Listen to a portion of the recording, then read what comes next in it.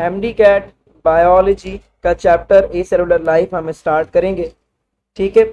और इस ए cellular life के चैप्टर में, अच्छा मेरी आवाज़ कुछ कम आ रही है, चलो थोड़ा सा तेज़ कह लेते हैं।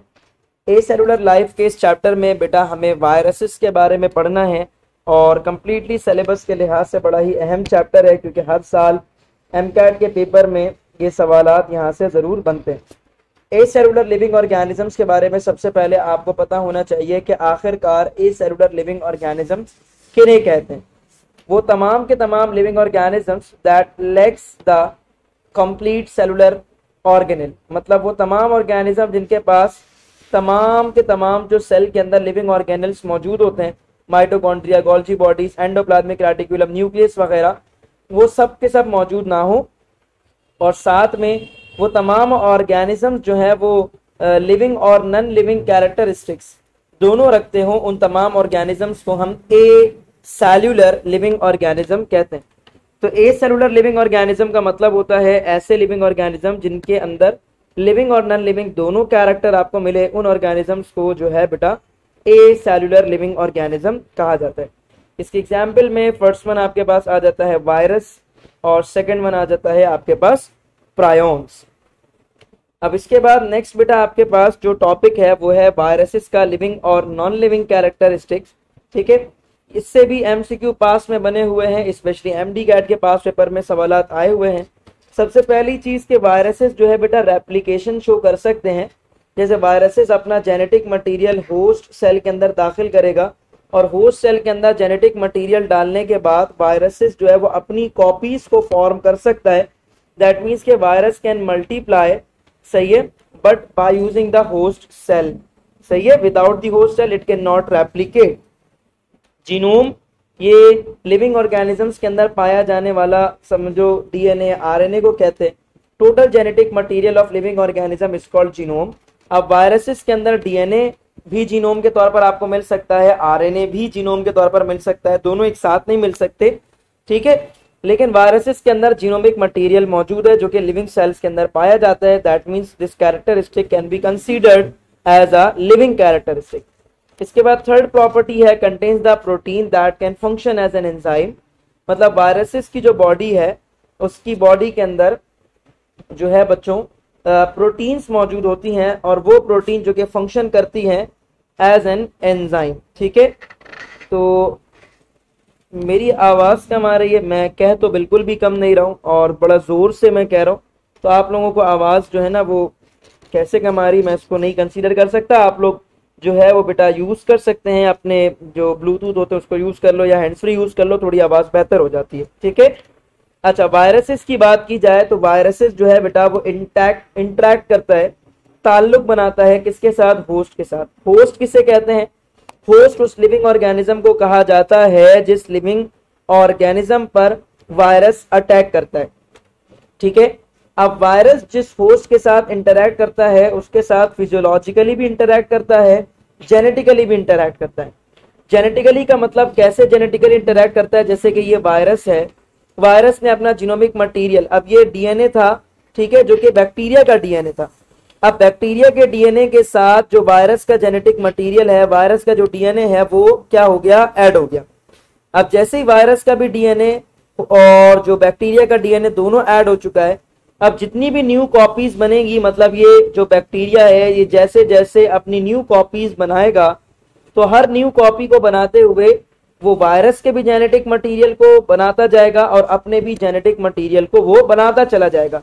तो इस तरीके से वायरस का genetic material timely add on होता चला जाएगा। तो और फिजियोलॉजिकली तौर पर, फिजिकली तौर पर जो है वो अटैच होता है वायरस जो है वो होस्ट बॉडी के साथ। इसके बाद नेक्स्ट पॉइंट है इंट्रासेलुलर ऑब्लिगेट पैरासाइट। इंट्रासेलुलर का मतलब सेल के अंदर रहेगा, लिविंग सेल के अंदर रहकर अपनी मल्टीप्लिकेशन कर सकता है। ऑब्लिगेट का मतलब होता है टोटली डिपेंडेंट, मतलब वायरस जो है वो इसके बगैर जिंदा नहीं रह पाएगा, मतलब जब तक वो होस्ट सेल के अंदर मौजूद है तब तक वो लिविंग है, होस्ट सेल के बाहर वो मौजूद नहीं रह सकता लिविंग स्टेट में, ठीक है। इसके बाद नॉन लिविंग कैरेक्टरिस्टिक्स की बात की जाए वायरसेस की, तो वायरसेस की बॉडी में नॉन लिविंग कैरेक्टरिस्टिक्स में सबसे पहली कैरेक्टरिस्टिक है without the host they become inactive.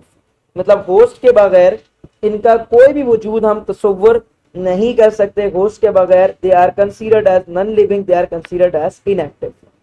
They lack the cellular organelles, मतलब इनके पास mitochondria, Golgi bodies, endoplasmic reticulum वगैरह जो है वो इनके पास मौजूद नहीं है। ठीक है, इसके बाद they can not perform the metabolism. सही है, they can not perform the metabolism का मतलब क्या होता है बेटा? इसका मकसद ये होता है कि ये जो ऑर्गेनिजम्स हैं इनकी बॉडी में रेस्पिरेशन, एक्सक्रीशन वगैरह नहीं होती। ठीक है, अच्छा एक और बात ये कि यहाँ पर जो है ना मेरे पास शो कर रहा है कि कोई एक बच्चा है जिसका माइक ऑन है, मेरे ख्याल में लाइबा नाम की कोई बच्ची है, इनका माइक ऑन है। तो अगर वो माइक को ऑफ कर लें जैसे लाइबा नाज और सैयदा हफ्सा, तो आप लोगों को जो डबल वॉइस लग रही है वो डबल वॉइस जो है वो आपको नहीं महसूस होगी। सही है, सैयदा हफ्सा जो है वो भी अपने माइक को अगर म्यूट कर लें, ठीक है, तो मैंने वैसे यहाँ से म्यूट कर दिया है, तो अब शायद आप लोगों को जो डबल वॉइस का मसला था वो नहीं होगा। ठीक है, अच्छा जी आगे कहते हैं कि जी they do not express the vital activities, मतलब रेस्पिरेशन, एक्सक्रीशन, रिप्रोडक्शन। सही है, ये तमाम के तमाम जो वाइटल एक्टिविटीज हैं ये नहीं परफॉर्म कर सकता वायरस इंडिविजुअली, अकेले। So they do not express vital activities. उसके बाद वॉल्टर स्टैनले ने जो फिल्ट्रेबल एजेंट था, जो टोबैको मोज़ेक लीफ को क्रश करके जिस पानी में डुबोकर उस पानी को पोर्सलिन फिल्टर से फिल्टर करके जो पानी बनाया था, that was called as the filtrable agent, जिसमें वो वायरसेस मौजूद थे, that was tobacco mosaic virus. तो उनको उसने क्रिस्टलाइज कर दिया था। तो वायरसेस को क्रिस्टलाइज करके लंबे अरसे के लिए स्टोर करके रखा जा सकता है। तो ये जो प्रॉपर्टी है वायरसेस की, इसका मतलब होता है कि viruses can crystallize, that means it is a non living property. जी सेशन बिल्कुल रिकॉर्ड है, परेशानी की बिल्कुल बात नहीं है, आप लोग टेंशन ना लें। ठीक है, मैं जूम के थ्रू रिकॉर्डिंग नहीं करता बेटा, मैं सॉफ्टवेयर के थ्रू रिकॉर्डिंग करता हूँ, तो उसमें बड़ा क्लीन एंड क्लियर जो है वो वॉइस वगैरह का कोई इशू नहीं होता आपको। ठीक है, तो जिन बच्चों को अभी अगर क्लास के दौरान कोई मसला है तो रिकॉर्डिंग देख लीजिएगा, कोई इशू नहीं होगा इंशाल्लाह। अगला जो लर्निंग ऑब्जेक्टिव है बेटा वो है explain the structure of viruses से रिलेटेड। वायरस की बॉडी कंसिस्ट होती है कोट और कोर पर। सही है, और इसके अलावा आमतौर पर तमाम वायरसेस में तो नहीं, लेकिन कुछ वायरसेस में एक और एक एक्सेसरी स्ट्रक्चर हमें मिलता है, दैट इज कॉल्ड इन्वेलप्ड। तो सबसे अंदर होता है कोर।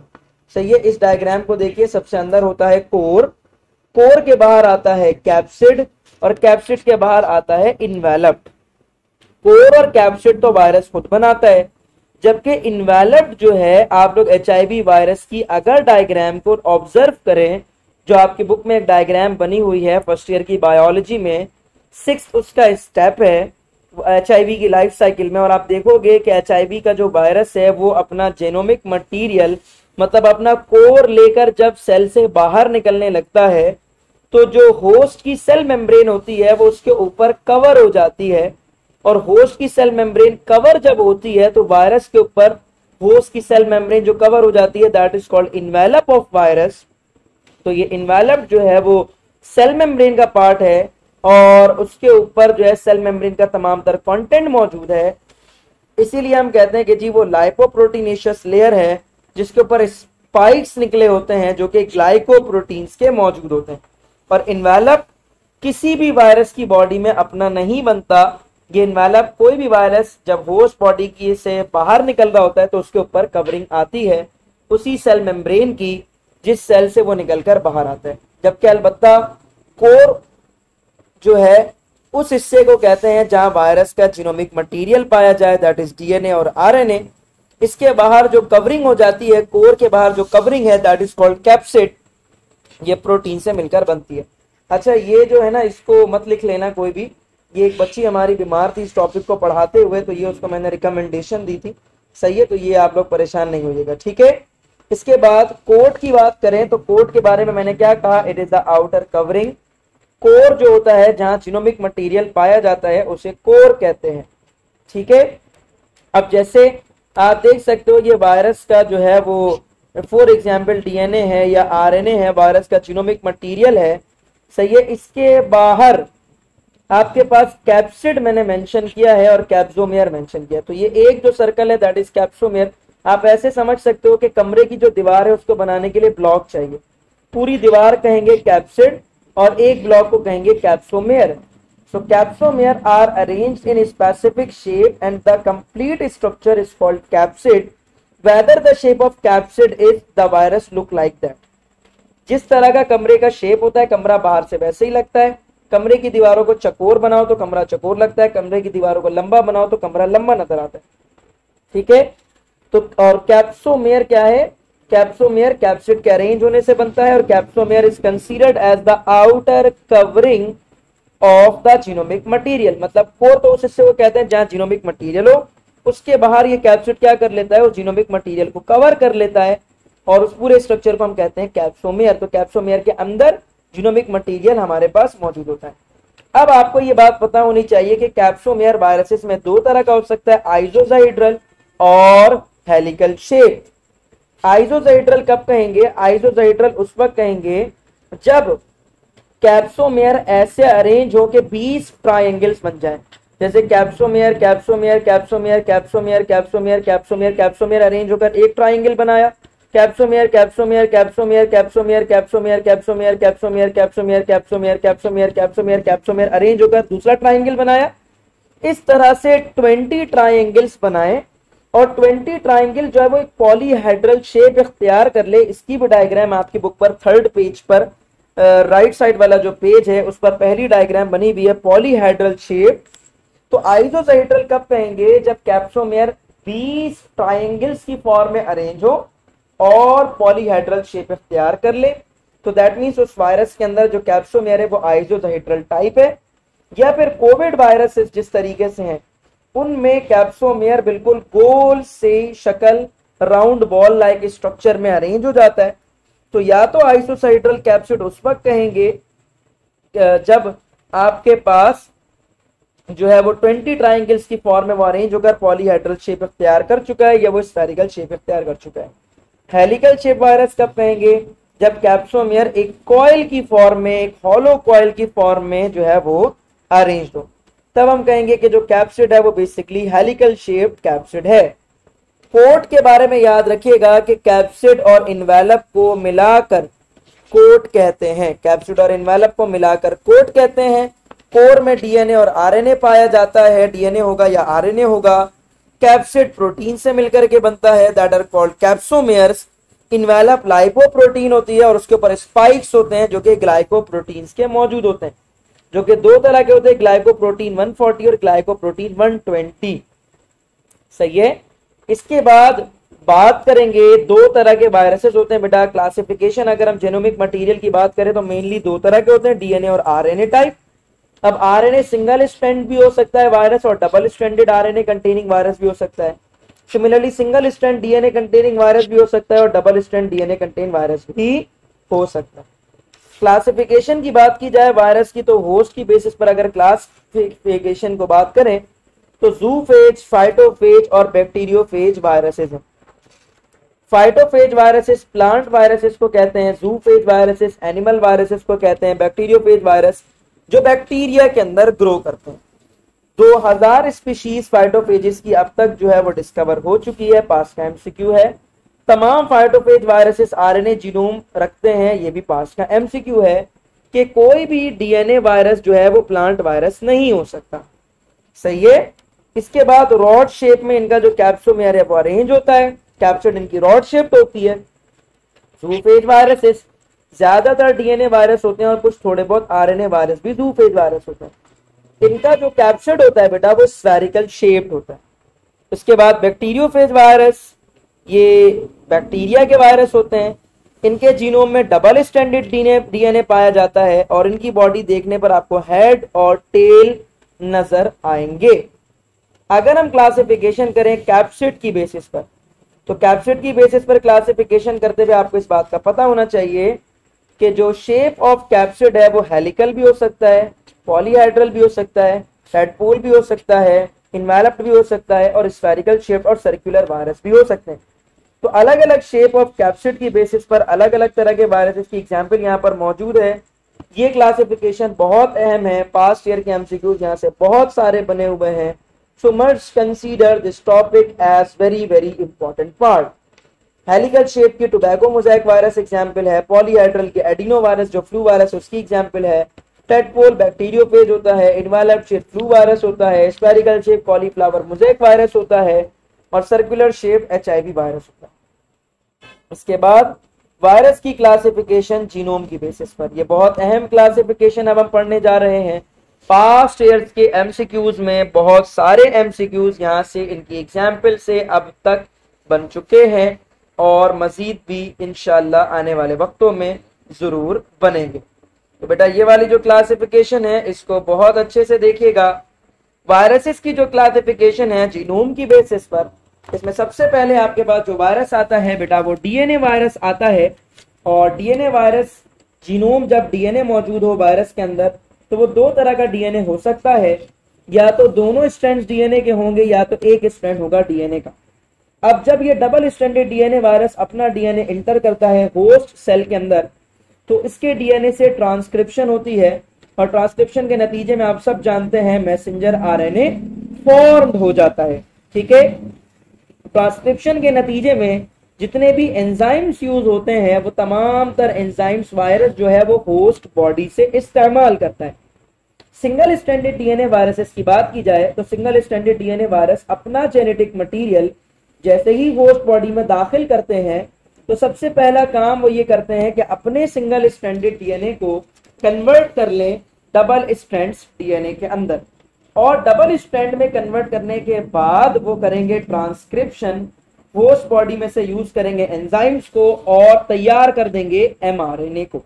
अब ये जो एमआरएनए बनेगा, ये एमआरएनए जो है वो प्रोटीन की सिंथेसिस करेगा और प्रोटीन की सिंथेसिस ट्रांसलेशन के बाद करेगा और फिर उस प्रोटीन का, उस एंजाइम का काम होगा कि वो जो वायरस है जिसका जेनेटिक मटेरियल आया था उसके जेनेटिक मटेरियल को रेडी करे होस्ट सेल के अंदर ताकि फिर कंप्लीट एक नया वायरस जो है वो फॉर्म हो सके।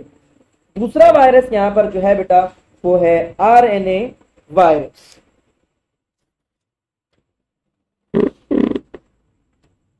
अब ये जो आरएनए वायरस है बेटा, इस आरएनए वायरस की अगर मैं आपसे बात करूं तो पहले इसमें है आपके पास डबल स्ट्रैंडेड आरएनए वायरस। ठीक है, अब ये जो डबल स्ट्रैंडेड आरएनए वायरस है बेटा, इसमें जो आरएनए होता है वो डायरेक्ट होस्ट सेल में डालने के बाद जो वायरस का आरएनए होता है वो एक्ट करने लगता है एज मैसेंजर आरएनए। तो मैसेंजर आरएनए इस वायरस को बनाने की जरूरत पेश नहीं आती। अब इस मैसेंजर आरएनए के पास दोनों चांस है, या तो वो मैसेंजर आरएनए ही रेप्लिकेट, मतलब जो डबल स्ट्रैंडेड आरएनए है जो कि एमआरएनए के तौर पर एक्ट कर रहा है, वो या तो ट्रांसलेशन की तरफ चला जाए और फिर प्रोटीन सिंथेसाइज करे और फिर वायरस का जेनेटिक मटेरियल रेडी करे, या तो डबल स्ट्रैंडेड आरएनए जो आया है जो होस्ट में आने के बाद डायरेक्ट रेप्लिकेट करना शुरू कर दे और ढेर सारे डबल स्ट्रैंडेड डीएनए को फॉर्म करे और वो तमाम डबल स्ट्रैंडेड डीएनए जितने भी वो बनाए वो सारे डबल स्ट्रैंडेड डीएनए से नया नया वायरस बन जाए। इसके बाद नेक्स्ट है आपके पास टाइप्स ऑफ आरएनए। तो आरएनए की वायरसेस की बात की जाए तो पॉजिटिव सेंस आरएनए वायरसेस कुछ होते हैं, कुछ नेगेटिव सेंस आरएनए वायरसेस होते हैं। Positive sense RNA containing viruses किन्हें कहते हैं? जिसमें वायरस जब अपना सिंगल स्ट्रैंडेड आरएनए होस्ट में इंटर करता है तो वो होस्ट में जाने के बाद वो सिंगल स्ट्रैंडेड आरएनए एक्ट करने लगता है एज मैसेंजर आरएनए और फिर वो ट्रांसलेशन करेगा। ट्रांसलेशन के बाद प्रोटीन और एंजाइम्स बनाएगा और वो फिर वायरस के जेनेटिक मटेरियल को बनाने में हेल्प करेंगे। ठीक है, या होस्ट के अंदर जो भी काम करना है वो करेंगे। इसकी example corona virus, dengue virus और हेपेटाइटिस सी वायरसेस इंक्लूड होता है। नेगेटिव सेंस आरएनए वायरस का मतलब ये है कि वो वायरस जिसका सिंगल स्ट्रैंडेड आरएनए होस्ट में जाने के बाद एक्ट ना करे एज एमआरएनए, ठीक है, बल्कि उस वायरस को पहले अपने उस आरएनए की मदद से रिवर्स ट्रांसक्रिप्शन करके डीएनए बनाना होता है, फिर डीएनए से ट्रांसक्रिप्शन के बाद एमआरएनए बनाना होता है, फिर ट्रांसलेशन करनी होती है, फिर प्रोटीन सिंथेसाइज करनी होती है और फिर वायरस का जेनेटिक मटेरियल तैयार करना होता है और फिर कोई भी काम वो कर सकता है। इसकी एग्जाम्पल है रेप्टो वायरस और paramyxo virus. RNA reverse transcribing virus किसे कहते हैं? रिवर्स ट्रांसक्रिप्शन का मतलब होता है आरएनए से डीएनए का बनना, ठीक है, जबकि डीएनए से आरएनए के बनने को ट्रांसक्रिप्शन कहते हैं। ये आप लोग पढ़ चुके हैं फर्स्ट ईयर और सेकेंड ईयर। तो आरएनए रिवर्स ट्रांसक्राइबिंग वायरस का मतलब ये होता है कि आरएनए से डीएनए बनाने वाले वायरसेस फिर इस डीएनए से वो करेंगे ट्रांसक्रिप्शन और फिर करेंगे ट्रांसलेशन और फिर बनाएंगे प्रोटीन एंजाइम और फिर करेंगे न्यू वायरस की रेप्लिकेशन, ठीक है। Single stranded RNA virus with a DNA intermediate किस वायरस को कहते हैं?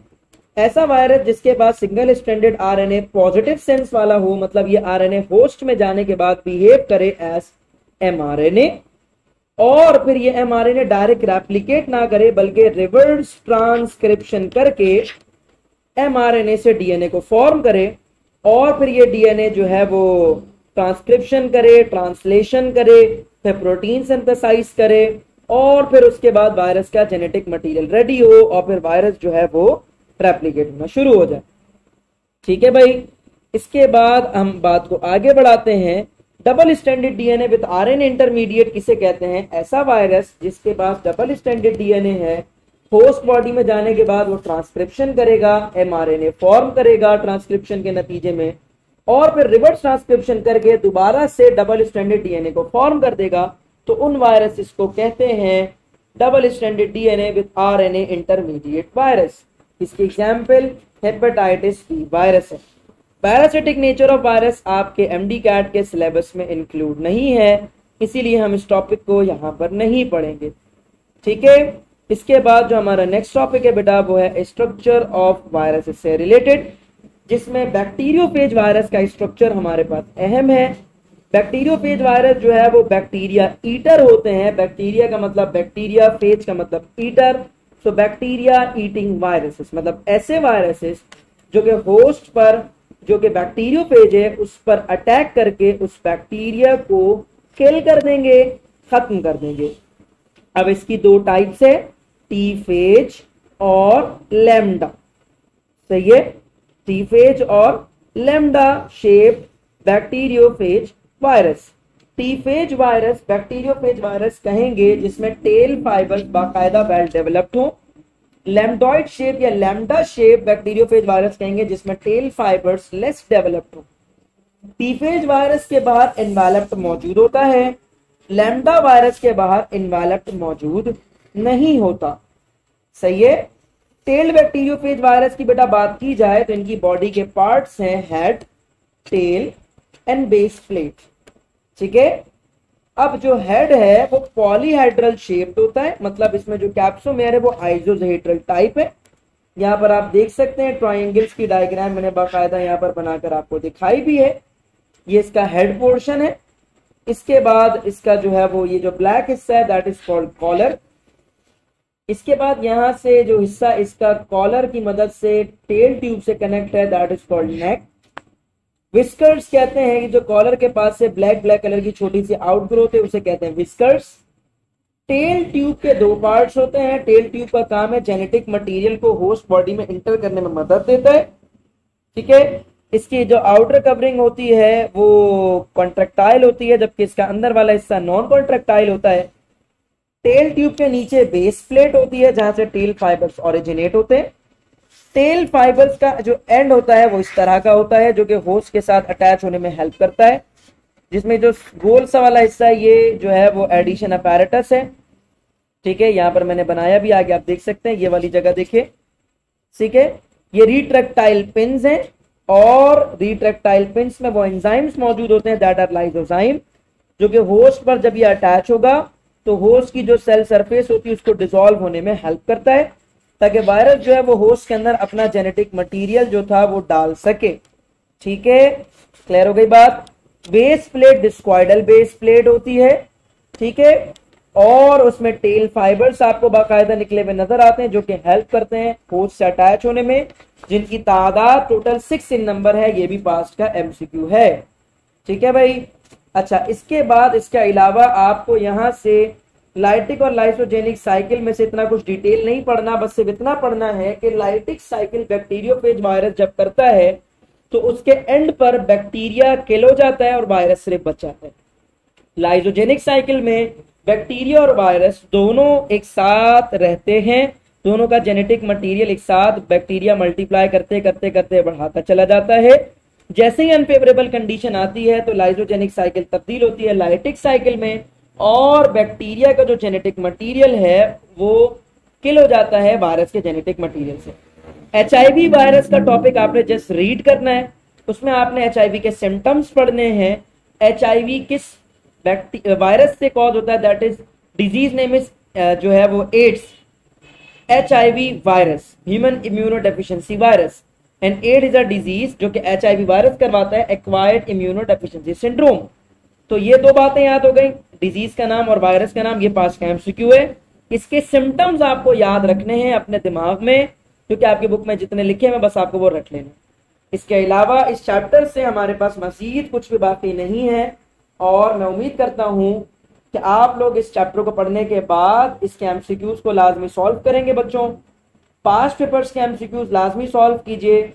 और बच्चों ये बात मैंने कल भी बता दी थी कि चाहे फिजिकल बैच के स्टूडेंट्स हो या ऑनलाइन बैच के स्टूडेंट्स हो, प्रैक्टिस बुकलेट मेरी तरफ से हमेशा प्रोवाइड की जाती है, जो कि फिजिकल फॉर्मेट में होती है, जो कि बच्चों के घरों पर डायरेक्टली बाय पोस्ट भेजी जाती है, जिसकी जो कॉस्ट है वो तमाम बच्चे जो है वो पे कर रहे होते हैं। ठीक है, that book is so much efficient. Last year उस किताब से टोटल 164 एमसीक्यूज डायरेक्टली सीधे सीधे मैच थे पीएमडीसी एमडी कैट के अंदर। उस किताब में फिजिक्स, केमिस्ट्री और बायोलॉजी के एमसीक्यूज मौजूद हैं, तकरीबन 14,000 प्लस एमसीक्यूज हैं। 3 सेट्स में वो किताब डिवाइडेड है, फिजिक्स अलग है, केमिस्ट्री अलग है, बायोलॉजी अलग है, जिसकी किताब की जो कॉस्ट है वो 2,900 रुपीज है। ठीक है, जिसमें आपको कोई डिलीवरी चार्जेस पे नहीं करना होगा। तो बेटा उस किताब से प्रैक्टिस कर लो। एमसीक्यूज लगे थे लास्ट ईयर भी, इस साल भी इंशाल्लाह जरूर लगेंगे। Now it's all up to you कि आप फिर कहाँ से प्रैक्टिस करना चाहते हैं। मैं किसी को भी ज्यादा जोर जबरदस्ती नहीं कर सकता, but that book has efficiency. ठीक है, जितने भी फिजिकल बैच के अंदर बच्चे हैं तो वो जाहिर सी बात है वो आपसे थोड़ा ज्यादा बिलीव करते हैं, क्योंकि वो मुझे फिजिकली तौर पर देखते हैं। ठीक है, तो वो किताब जो है वो बेटा बुक के लिए बहुत सादा सा तरीकेकार है। उसमें पास्ट पेपर्स होंगे इंक्लूड, जी बिल्कुल है। और पास्ट पेपर्स भी इस तरीके से हैं कि चैप्टर वाइज हैं, टॉपिक वाइज हैं। ठीक है, ताकि आप जब एक चैप्टर को पढ़ो तो उसके बाकायदा तौर पर पास्ट पेपर को सिर्फ उस चैप्टर के सॉल्व करो और उसी के प्रैक्टिस एमसीक्यू सॉल्व करो। फिर अगला चैप्टर पढ़ो, उसके पास्ट पेपर सॉल्व करो और उसके प्रैक्टिस एमसीक्यू सॉल्व करो। बुक लेने के लिए बेटा ग्रुप से मेरा नंबर आप निकाल सकते हो, ग्रुप पर देख लेना, डॉक्टर अशर के नाम से एक इमेज लगी होगी, आप डायरेक्ट मैसेज कर दोगे, आपका जो भी घर है जहां पर भी है वो बुक आपको वहां पर पहुंचा दी जाएगी। अगर मेरे रास्ते में पड़ेगी तो मैं देता चला जाऊंगा, या कोई इंस्टीट्यूट उसके करीब होगा तो वहां बुला लूंगा आपको, या फिर जो है बेटा मैं आपको पोस्ट के जरिए से वो बुक भेज दूंगा। अनटिल अनलेस वो 2 से 3 दिन में आपको किताब मिल जाएगी। लेकिन आज अगर आप रात में अभी बता देंगे क्लास के एंड पर ही अपना नाम, अपना एड्रेस और अपना कॉन्टेक्ट नंबर मुझे बता दोगे तो बुक इंशाल्लाह आपको मिल जाएगी। That book is so much efficient. जो बच्चे स्पेशली जिन बच्चों की परसेंटेज 65 से ऊपर है वो लाजमी उस किताब से प्रिपरेशन करो भाई। जब मैं कह रहा हूँ कि लास्ट ईयर 170 एमसीक्यूज जो है वो तकरीबन 164 से 170 एमसीक्यूज उस किताब से मैच थे, तो इस साल भी इंशाल्लाह मैच होंगे। ठीक है बेटा, आप व्हाट्सएप पर मैसेज कर दो, जो मेरा कॉन्टैक्ट है वहां पर आप मैसेज कर सकते हो, अपना नाम, अपना एड्रेस, अपने 2 फोन नंबर मुझे भेज दो, इंशाल्लाह वो किताब आपको विदिन 2 और 3 डेज मिल जाएगी।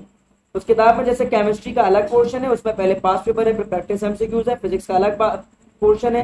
ठीक है, अच्छा फिजिक्स के अंदर स्पेशली यूएचएस के पास पेपर्स डालें, क्योंकि वहां से डायरेक्टली जो है वो एज इट इज डिक्टो सेम एमसीक्यू आता है आपके एमडी कैट में। और बायोलॉजी और केमिस्ट्री जो वो सिंध बोर्ड से सिर्फ आता है, तो वो उसमें उसके एमसीक्यूज मौजूद है। That book is so much efficient.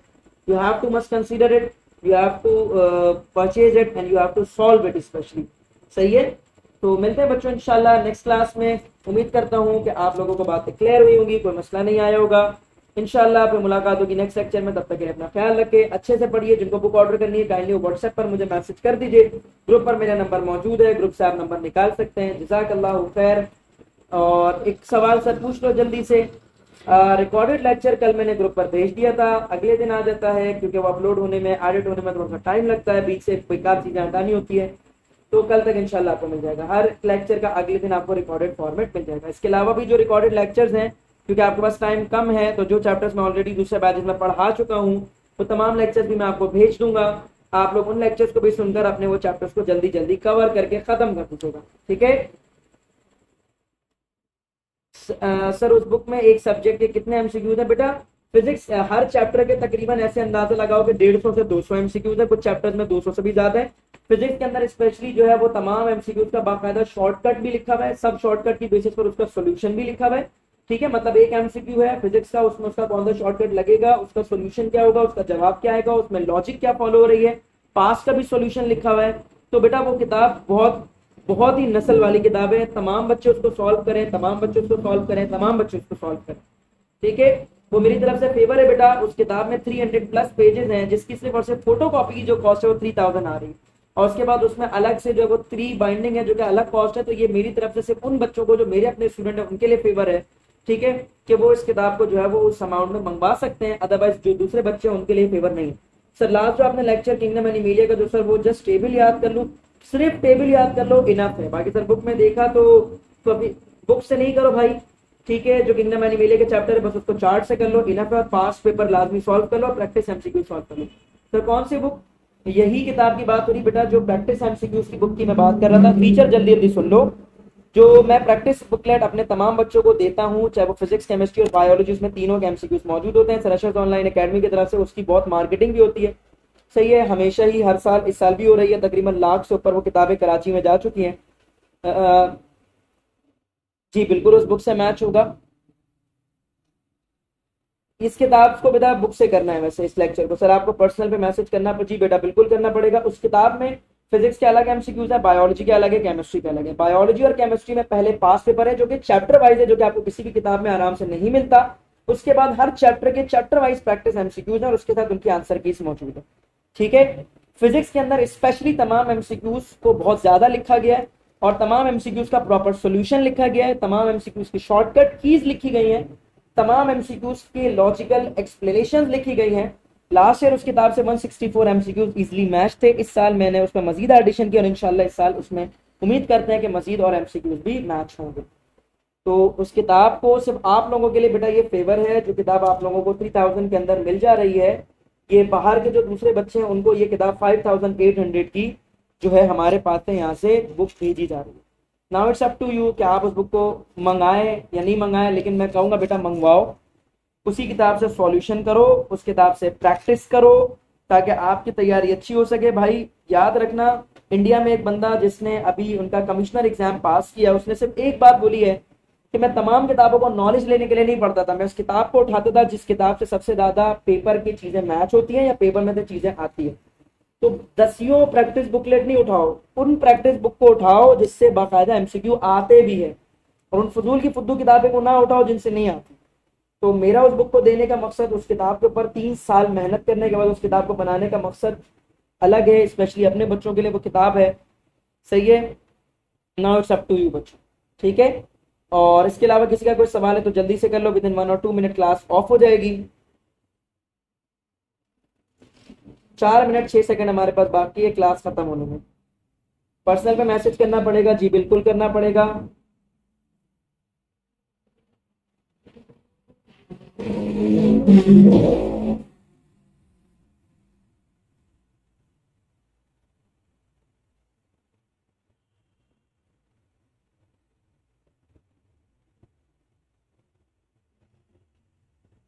इसके अलावा बेटा किसी का कोई सवाल है? अगर नहीं है तो तमाम बच्चे जो इस वक्त क्लास ले रहे हैं, आप तमाम लोग बच्चों चैट पर मैसेज कर दो, no question, no question, clear, no question, सही है, ताकि जो है बच्चों मैं फिर क्लास को वाइंड अप कर सकूं और फिर मैं जो है वो भी फ्री हो जाऊंगा, ठीक है। एज मच एज पॉसिबल जल्दी से कर लो बेटा।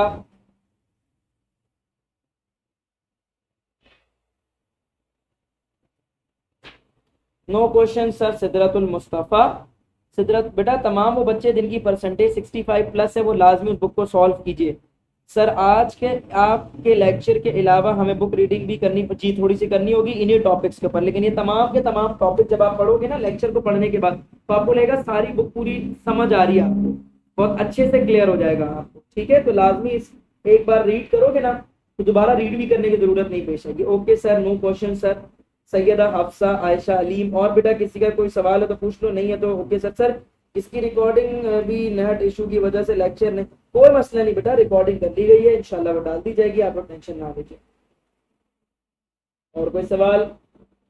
भाई प्रैक्टिस बुकलेट जल्द से जल्द बेटा मंगवा लीजिएगा, सही है, जितने जल्दी मंगवा लीजिएगा तो आपके लिए आसानी हो जाएगी, और वो किताब जब आप तक जल्द से जल्द पहुंच जाएगी ताकि आप जल्द से जल्द प्रैक्टिस अपनी स्टार्ट कर सकें।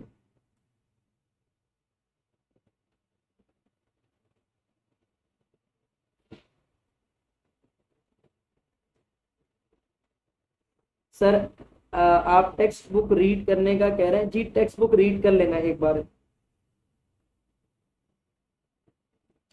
और प्रैक्टिस एमसीक्यू की जिस बुक की मैं बात कर रहा हूँ उसको सॉल्व करनी है। फिर आपकी प्रैक्टिस बुक कैसे मिलेगी बेटा? बहुत सिंपल सा तरीकेकार है, ग्रुप पर मेरा नंबर मौजूद है, डॉक्टर अशर के नाम से पिक्चर भी लगी होगी, you can go directly to my WhatsApp, ठीक है, व्हाट्सएप पर अपना नाम, अपना एड्रेस और अपने 2 कॉन्टैक्ट नंबर मुझे भेज दो, ठीक है, मैं आपको बुक भेज दूंगा। फेडरल की बुक पढ़नी पड़ेगी, बिल्कुल कतई नहीं पढ़नी पड़ेगी। और कोई बात? जो पढ़ा रहा हूँ वो पढ़ो, अपनी टेक्स्ट बुक बोर्ड पढ़ो, और जो पास पेपर दूंगा उसको सॉल्व कर लेना, जो आप मंगवाओगे उस पर जो पास पेपर आपको दिए जाएंगे, जो प्रैक्टिस बुक दी जाएगी तो सॉल्व कर लेना। Just and only the practice book, जिसमें तकरीबन 14,000 से ज्यादा एमसीक्यूज है, सही है। उसमें अगर पेजेस की बात की जाए तो 364 पेजेस है, जिसकी कॉस्ट तकरीबन जो है वो 3600 बनती है। लेकिन वो बुक आप जो मेरे अपने स्टूडेंट्स हैं वो अगर ऑर्डर करते हैं तो बेटा उनके लिए वो किताब जो 3000 में उनको मिल जाएगी, नो डिलीवरी चार्जेस के साथ, ठीक है। और विद इन 2-3 डेज वो किताब आपको पहुंच जाएगी। 3 सेट्स होंगे उसमें, फिजिक्स अलग, केमिस्ट्री अलग, बायो अलग, तमाम के तमाम पास पेपर चैप्टर वाइज मौजूद है, प्रॉपर आंसर कीज मौजूद है, फिजिक्स के अंदर तमाम शॉर्टकट्स मौजूद हैं, फिजिक्स के अंदर जो है तमाम शॉर्टकट के साथ साथ तमाम एक्सप्लेनेशंस मौजूद है, पास पेपर्स के एक्सप्लेनेशंस मौजूद है। So you must must must go through that book and must order now at this, ठीक है। लेकिन अगेन वही वाली बात है कि एक तरह से जोर दे भी रहा हूँ आप लोगों को, क्योंकि उस किताब को सॉल्व कराना है आप लोगों को, स्पेशली जो बच्चे 65+ % वाले वो लाजमी उस किताब को सॉल्व करें भाई। और जिन बच्चों की 70+ है तो बेटा वो तो चार्ट के जाओ उस किताब को। लास्ट ईयर जब 164 एमसीक्यू उसमें से आए थे तो दे वर टू मच हैप्पी बच्चे, जिनकी 85-86 तो उनका तो एडमिशन ही हो गया सीधा सीधा, ठीक है। तो जो बच्चे थोड़ी सी कम परसेंटेज रखते हैं, अगर वो उतनी, देखो पेपर इज एन आर्ट, आपको वहां बैठ करके वो आ गया ना जो वो पूछ रहे तो आप बस क्लियर हो गए, ठीक है। तो बच्चों हम क्लास को माइंड अप करते हैं, मिलेंगे इंशाल्लाह नेक्स्ट क्लास में, तब तक के लिए बच्चों अपना ख्याल रखिए, अल्लाह हाफिज।